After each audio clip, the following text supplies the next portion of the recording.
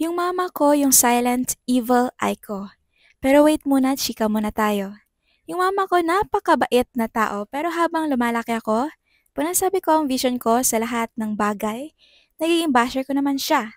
Di ko alam bakit may toxic mindset siya, kasyo wag daw masyadong mag-daydream, until one day nalaman ko na kung bakit.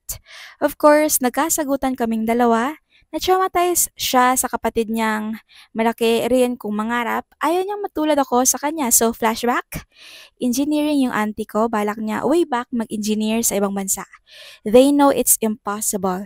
Laki siya mangarap in short at magpapatayo pa sana ng iilang negosyo at maging bahay pero sa isang iglap dahil sa isang professor na hindi man lang pumasa ang thesis niya at binagsak siya dahil hindi siguro makita ng proof na ito ang value ng study niya ay binagsak siya nito. Siguro ay madami expectation ng guro sa kanya dahil running for magna cum laude or summa sana yung auntie ko sana sa batch niya.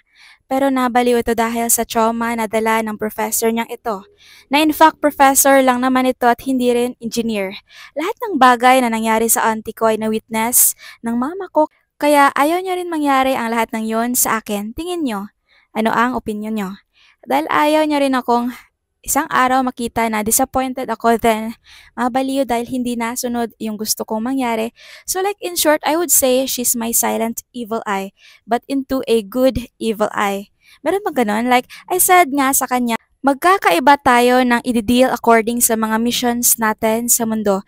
And it doesn't mean mangyayari sa kanya ay mangyayari rin sa akin, hindi ba? Same tayo ng opinions, right? Do you agree with me? Malakas lang talaga ang loob ko dahil laking pageantry na ako. Cheer up ko sa positive mindset ko yung mga barkada kong bading. I adopt their positive thinking at kumpiyansa sa sarili. Now I go to many places today. I compete and do the judging. Of course, ang pageant ay isang investment. Hindi rin ako nananalo lagi.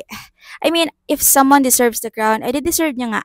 Ang akin kasi always is, yung paghalubilo sa kapwa ko kandidata, I sometimes inspire them, sometimes I get inspired by them. I'm not unique and just part of the ordinary, but what makes me somewhat special in my point of view, pagpipigil ng mga tao sa akin ang kumbaga fuel ko to go and compete.